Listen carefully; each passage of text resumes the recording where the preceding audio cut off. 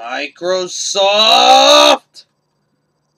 Do you have any idea what you just did now? Do you? Microsoft did it. They've proven me wrong. That's right, everyone. They've proven me, they've proven Angry Joe, they've proven a lot of the people on the internet, they've proven us all wrong. Apparently Microsoft does listen to feedback because what they just did kind of proves this in many cases.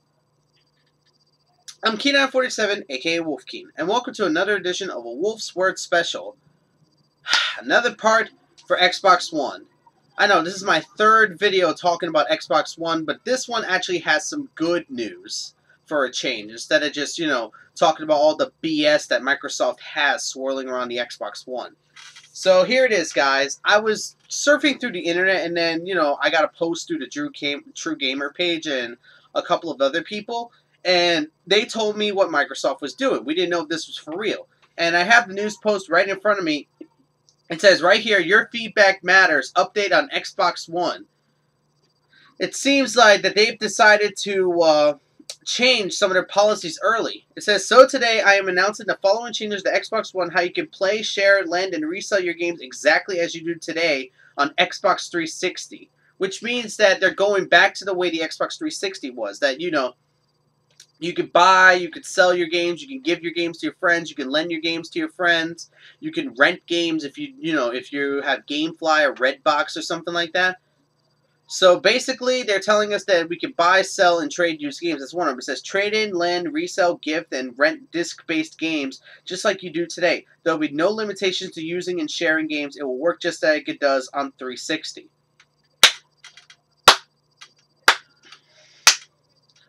See, this is what I'm talking about, Microsoft. These kind of practices that you were doing before were unacceptable. But now, this is actually good to know because this will make people want to buy an Xbox One. Because honestly, now people are going to want to buy an Xbox One knowing the fact that they won't be limited and restricted.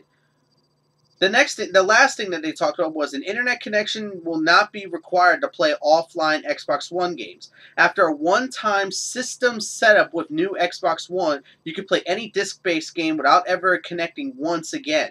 There is no 24-hour connection requirement, and you can take your Xbox One anywhere you want and play your games just like on 360. This is what I'm trying to say, that Microsoft is finally listening to us. And let me go to another post, because I have two news posts that talk about the same thing. It's loading up now. It says right here, Microsoft is removing DRM on Xbox One. It says, first off, let's talk about the list of official features for Xbox One. No online check, no more always online, all game discs will work on XO as they already did on 360. Authentication no longer needed. Internet connection is only needed when you're setting up your system. All downloaded games will function same off or online. No additional restrictions on trading games or loaning discs. And region locks have been dropped. It says right here, Microsoft has not really removed DRM. More like this seems to be a clarification to me. But either way, more people will want a system now. So basically, Microsoft cleared up a lot of the problems that they had swirling around them. Though, to be honest, it took them long enough. I really think they should have done this at E3, because then people would have been pre-ordering Xbox Ones instead of PS4s. Now people that pre-ordered PS4s thinking that Xbox One was going to be like this are now having to cancel their pre-orders, be like, oh, I don't want a PS4 anymore, I want an Xbox One. People are going to be like, oh, Microsoft's listening to us. Back to Xbox. People are actually going to be like that now, and that's being brutally honest. So it's good to know that Microsoft is listening to us. Like, Microsoft is listening to our feedback, and they are trying to improve. It's good to know that Microsoft is going to take out the DRM, take out the used game policy, which is good. That was most of the BS that was still swirling around the Xbox One, which I think was probably the smartest decision they could have done at this point, because at the point that they were at, nobody cared about Microsoft. Only the die-hard Microsoft loyalists would defend them. But at the point, Microsoft was at their lowest point, basically. They were utterly destroyed at E3 with no doubt about that. But now with this new form of news, it looks like Microsoft is doing the right thing with Xbox One, and it looks like Xbox One will actually be a very solid contender against PS4 in the consoles when they come out. But there's still a couple of things I need to wonder about. There's still a couple of things they haven't clarified yet. For one, do we still need the Kinect? Like, I don't think the Kinect should be a necessity. I feel like it should be an option. Like, you know, let us use the Kinect if we want to, but we don't have to buy one. But no, the Kinect has to still... They haven't clarified this, but apparently the Kinect still has to be connected to the system in order for you to play the system. So I really don't know why they didn't clarify that one. Like, be like, oh, you don't need Kinect, because I don't know if a lot of people will use Kinect or even want Kinect, honestly. Like, that's being brutally honest. I don't know if people will want Kinect or anything like that. Number two is its online service. They haven't really talked about it too much. They only talked about it once during a press conference, which was before E3. They didn't really talk about their online service, what benefits will their online service has besides, oh, you can play games online. Because if you look at PlayStation Plus, well, with PS4, not only will you be paying for your games, you'll be getting games for free. They already promised at E3 that with PlayStation Plus, you'll get 3 free games for PlayStation Plus on launch, which I think one of them is Don't Starve. Then you have, like, that's why I mean, Microsoft just recently started doing this with Xbox 360, but the 2 games that they're offering right now are a complete joke in many cases, because one was released in 2007 and the other was released in 2009. Just recently, PS3 released a Deus Ex Human Revolution, and that was a 2011 game. That's what I'm trying to say. Hell, they even released Sleeping Dogs, and that's a 2012 game.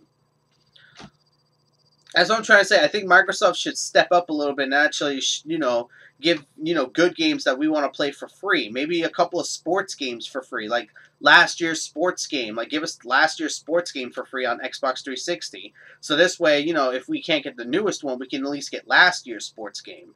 I know I'm not much of a sports game person, but think about it. Wouldn't that be good for the sports game person? Oh, I couldn't buy, you know, I can't buy this year's edition, but I'm going to get last year's edition for free. So at least I'll have something until I can get this year's edition. I don't know. It's kind of an idea. Get me?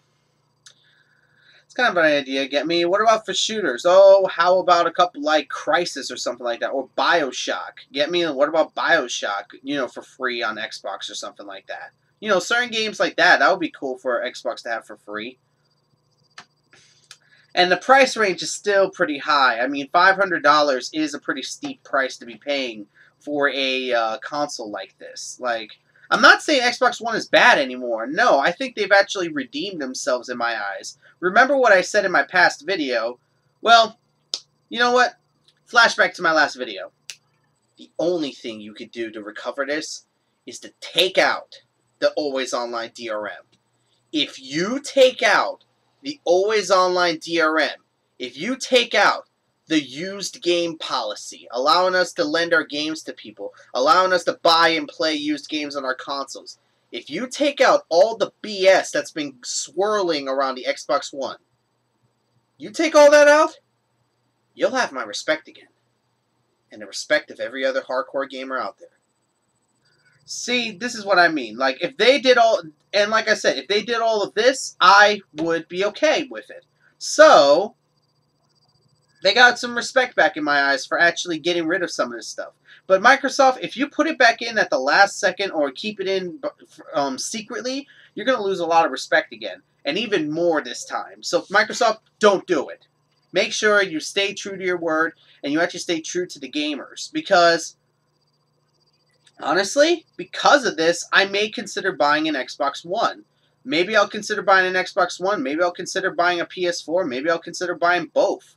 It really depends, because now that I know that Xbox One is not going to be a mandatory online thing, a mandatory that I buy my games and I can't sell them or anything like that, I have no quarrel with buying games for the Xbox One and actually getting an Xbox One. I think I would actually love one. So, honestly, guys, what do I think now that Microsoft has actually done this? I think it's a step in the right direction. I think they're actually doing what they're supposed to do, and they're actually fixing problems that, you know, need to be fixed earlier on. All I can say to Microsoft is better late than never, because, honestly, if they took too long, a lot of people wouldn't even care at this point. I know a lot of you are trying. I know a lot of you were saying I'm a PS3 fanboy. I'm a Sony fanboy. No, I've been secretly hoping Microsoft would actually do very well. It's just, here's the thing.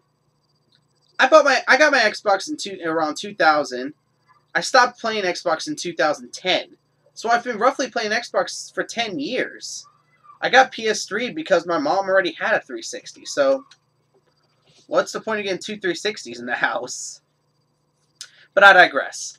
The thing is that Xbox One, I think, is going to do very well now that they've actually taken out this DRM and all that kind of crap. And I'm glad that they did. Wait a minute, there's a couple of Twitter posts going on. And nothing much. But, you know what? Good job. Good job, okay? Good job, Xbox. Good job, Xbox One. Good job, Microsoft.